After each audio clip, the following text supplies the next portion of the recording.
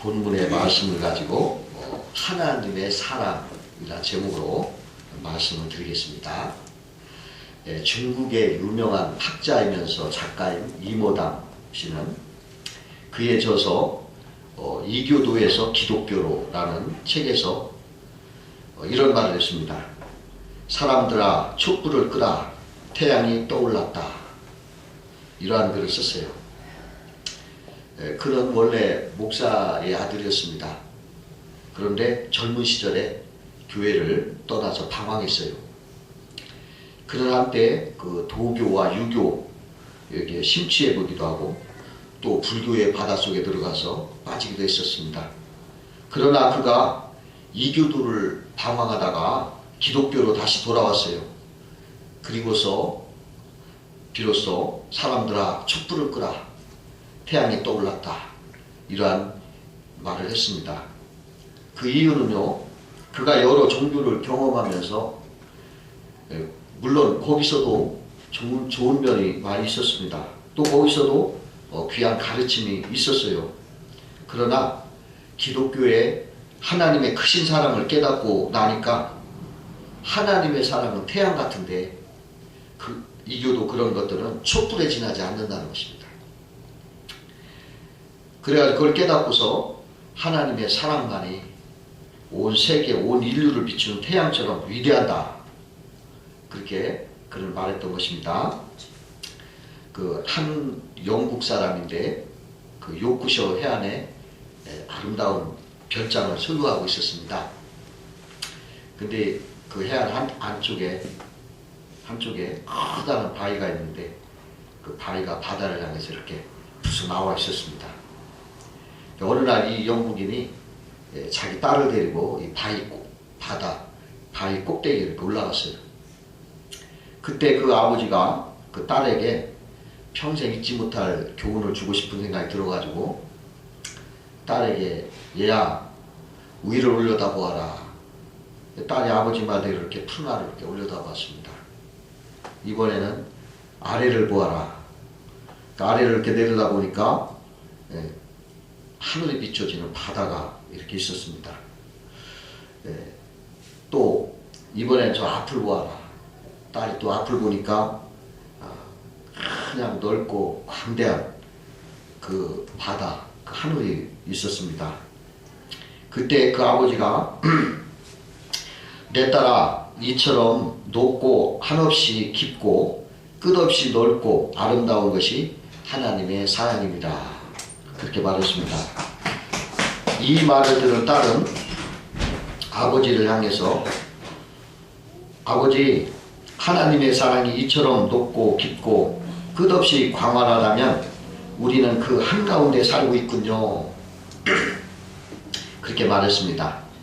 아버지가 그 딸의 말을 듣고 평생 잊지 못했다고 그래요. 정말 그렇습니다. 하나님의 사랑은 정말로 광대하고 무한한 것입니다. 그 한가운데 우리가 살고 있는 것입니다. 그럼 오늘은 하나님의 사랑은 어떤 사랑인가 우리가 상고하면서 은혜를 나누고자 합니다. 첫 번째로 하나님의 사랑은 죄에서 구원하시는 희생의 사랑이다 얘기할 수가 있습니다. 어떤 사람이 처음 교회에 나가 등록을 해서 교회를 다니는데 교회에서 하나님 우리에게 구원을 주셨다고 자꾸 구원 그렇게 하니까 그 사람이 인도하는 사람에게 묻기를 기왕 주시려면 1원을 못해서 10원을 주시지 왜 구원을 주셨느냐 그렇게 훅들어요. 그러자 대답하는 사람이 농담으로 한 말이겠죠. 하나님은 1원을 11조로 미리 떼셨기 때문에 구원을 주셨다. 그렇게 대답을 했더래요. 그러나 이 구원이 이게 농담이 아닌 것입니다. 지옥 갈 영혼을 구출받는 것이 그게 구원이에요. 그 성경에 보면은 나사로와 부자가 다 죽어서 나사로는 천국에 가고 부자는 지옥에 갔습니다. 근데 지옥에 간 부자가 얼마나 불이 뜨겁던지 고통을 받다가 목이 너무 말라 그러니까 눈을 이렇게 보니까 저기 천국에 나사로가 아브라함 품에서 나사로가 있어요. 그래가지고 아버지 아브라함이요, 저 나사로를 좀 보내서 좀 그 손가락에다 물을 찍어서 내 혀를 좀 서늘하게 해주십시오. 그렇게 말을 해요.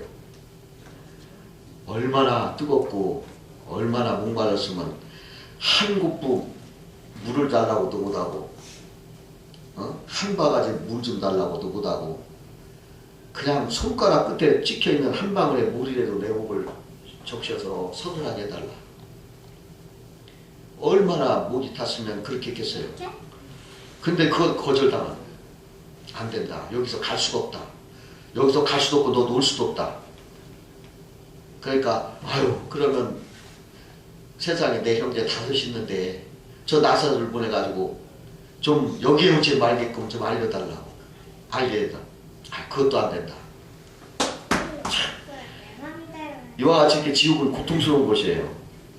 근데 하나님이 이러한 지옥 갈 영혼들을 위해서 그 아들을 보내주신 거예요.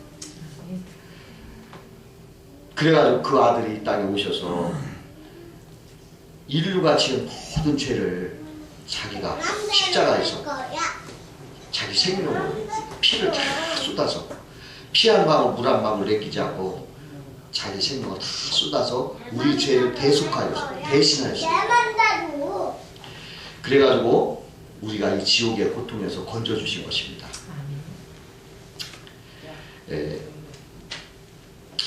희생의 사랑인 것입니다. 우리를 그 지옥의 고통에서 건져주시려고 자기가 그 몸을 희생하신 거예요. 이 희생의 사랑인 것입니다. 옛날 그 초등학교 교과서에 그 오봉 선생님이라는 이야기가 실려 있다고 그래요. 그 일제시대 때 그 대만에 개화되지 않는 그런 번인이라는 야만인들이 살고 있었다고 합니다. 그 야만인들이 1년에 몇 차례씩 사람의 목을 이렇게 베어가지고 제단에 올려서 제단을 지냈다고 해요. 야만이기 때문에. 그 오봉 선생이 거기에 가서 기독교 신앙을 가지고 그들을 가르쳤어요. 그들도 오봉 선생을 존경하고 따랐습니다. 근데 어느 날 이 야만인들이 오봉 선생에게 찾아와가지고 마지막으로 자기들 한 번만 더 제사만 지내고 끝나겠다. 마지막으로 한 번만 제사를 지내게 해달라. 그렇게 간청을 그렇게 하는 거예요. 그 오봉 선생이 안 된다고 아무리 말려도 이 야만인들이 얼마나 끈질기게 조르는지 그 오봉 선생이 할 수 없이 허락할 수밖에 없었어요.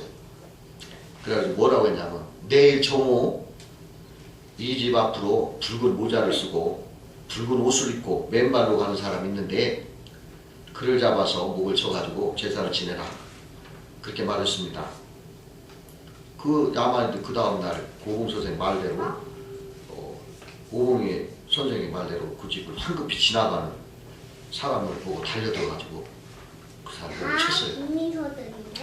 그리고 제사를 지내려고 그 붉은 모자를 이렇게 벗겨보니까 자신들이 그처럼 따르고 사랑했던 오봉 선생의 머리였어요. 야만인들은 그 앞에 크게 통곡을 하고 울었다고 합니다. 그들은 다시는 이런 일을 해서는 안 된다. 이것을 지도에 깨닫고 다짐을 하고, 그 다음부터 그 대만에는 사람의 목을 잘라 제사제의 풍습이 사라졌다고 해요. 그 오봉 선생은 그 야만인들을 진정으로 사랑했기 때문에 자기 생명을 그리스도의 사랑으로 희생으로 준 거예요. 바로 이것이 하나님의 희생의 사랑인 것입니다. 두 번째로 하나님의 사랑은 무조건적인 사랑입니다. 우리가 이 세상을 살다 보면은 이 세상의 사랑은 다 조건 사랑이에요. 조건적인 사랑. 얼마 전에 제가 TV 보니까 그런 뭐 축의금 얘기들 하면서 그 신인 가수가 그런 말 하더라고요. 자기가 축의금을 낸 사람들만 축의금을 가져왔고 자기가 내지 않은 사람은 한 사람도 축의금 가져오지 않았다. 그런 말 하더라고요. 그 유명한 가수인데도 그렇더라는 거예요. 세상 사람들은 다 조건적인 사랑이에요. 내가 주면 주고받고, 기브앤 테이크라고 하죠. 어떤 목사님이 어릴 때 그 자기 집에 큰 잔치가 있을 때면은 그 동네 사람들 어떤 사람은 떡을 가져오고 어떤 사람은 뭐 술을 가지고 그러더래요. 근데 그 아버지는 그거 다 장부에 적어가지고 나중에 그 사람들 잔치할 때 떡 가져온 사람은 떡 갖다 주고 술 가져오면 술 등수를 하더라고요. 그래가지고 그 목사님이 세상은 언제나 조건적인 사랑이구나 그런 생각을 들었다고 해요. 그러나 하나님은 조건이 없는 사랑이에요. 사랑이 조건이 없어요. 탕자가 부당하게 자기 분깃 먼저 받아가지고 챙겨서 나가잖아요. 그리고 그거 다 허락만 하고 기근만 나서 남의 집 대집사가 굶어 죽게 되니까 돌아오잖아요. 그런데도 그런 거 하나하나 따지면은 되겠어요. 그런데 그 아버지가 뛰쳐나가서 붓고 말이죠. 그냥 목욕을 시키고 옷을 새 입히고 손가락지 끼워주고 신발 신겨주고 사진 송아지하고 잔치하잖아요. 그 어느 소설 이야기입니다. 그 캐시라는 여인이 있었는데 아주 발랄하고 아주 대학을 졸업해서 아주 행복한 연애를 한 거예요. 근데 이 연애를 하다가 실패를 해가지고 배신을 당했어요. 그러니까 이 캐시가 너무나 마음이 아파가지고 집을 나갔어요. 그래가지고 막 어머니가 말렸지만 그냥 나갔어요. 그 넓은 세상에 가서 마음대로 막 사는 거예요. 창녀도 되고 알코올 중독자도 되고 마약까지 막 손을 대가지고 마약 중독자가 됐어요. 그러다가 10년이 지나고 나니까 완전히 몸이 망신차에 병들고 더 이상 살 수가 없는 거예요. 아무도 그를 걷들어 보지도 않는 거예요.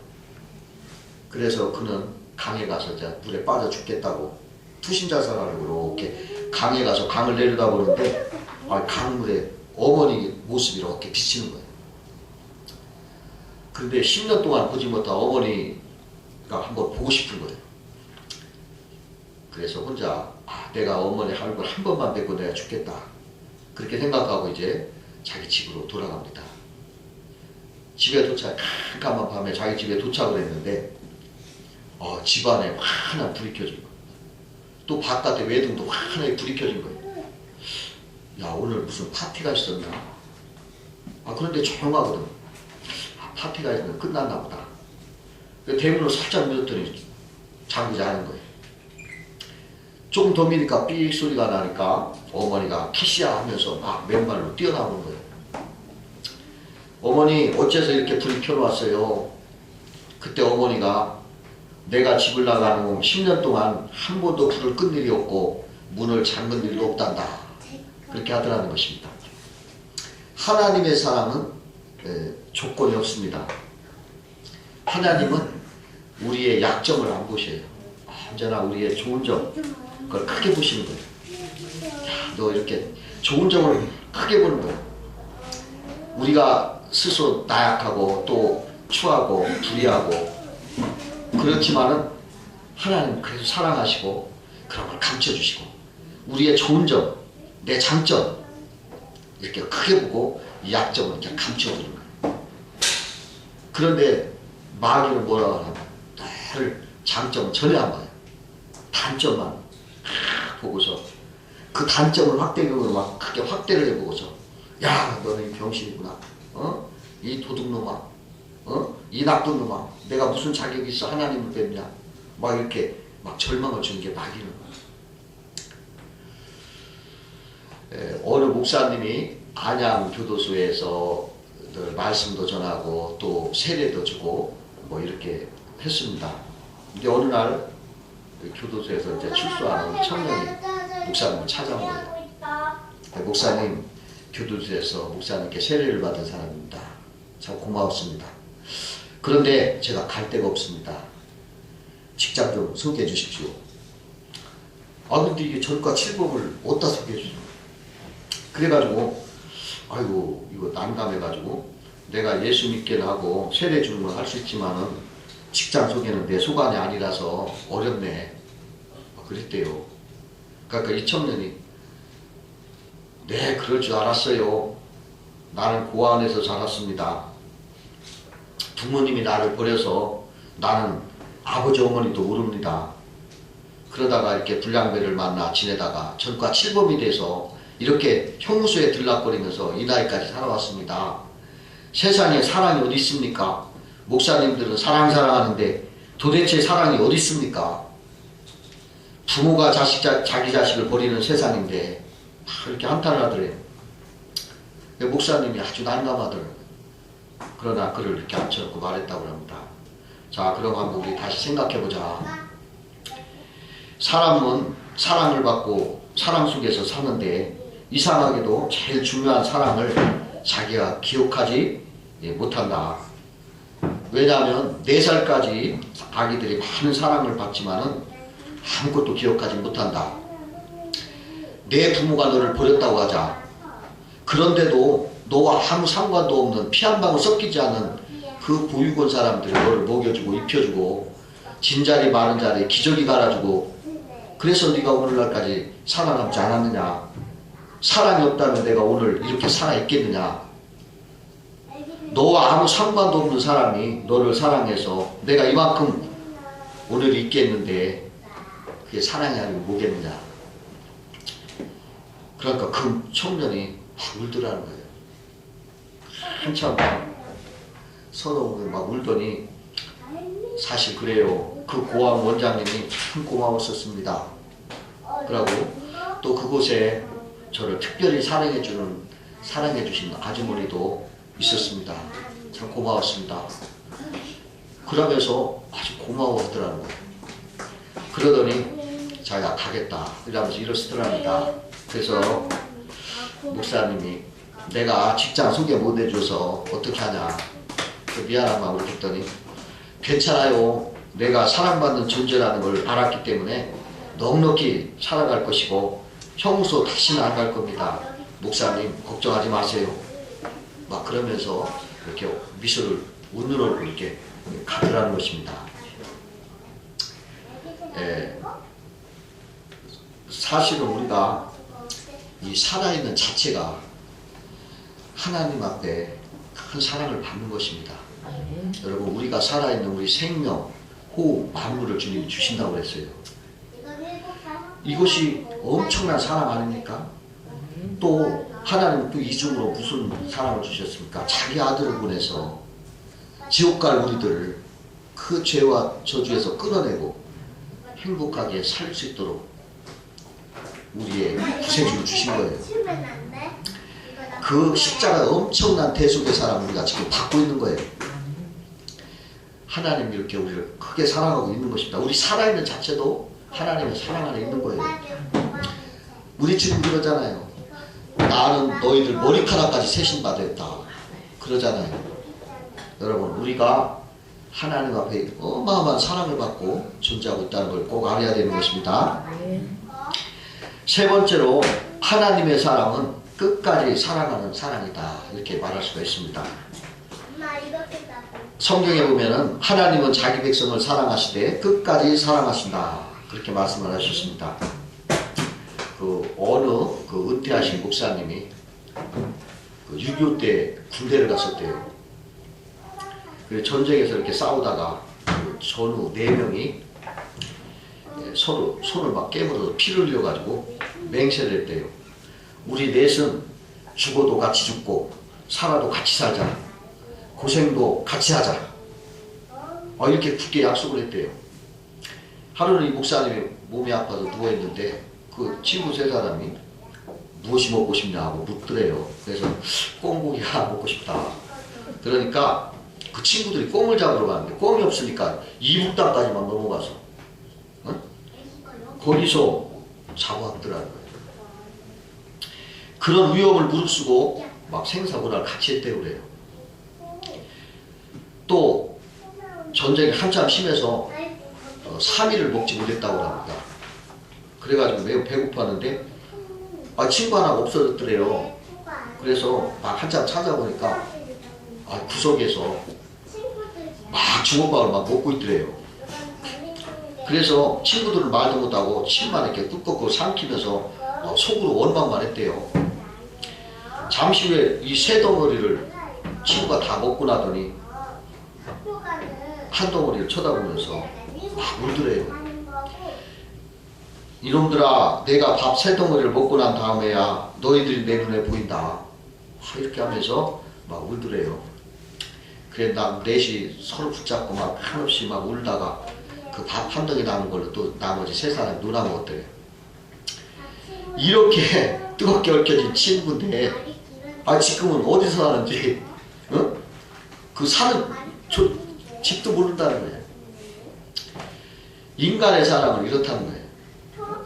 그렇게 친했던 건데 지금은 어디서 사는지조차 모르고 지낸다는 거예요.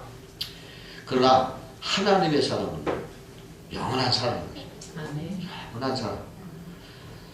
아무리 천하고 부족해도 하나님 우리를 붙들어 주신 거예요. 내가 너를 끝까지 사랑한다. 그렇게 말씀하신 거예요.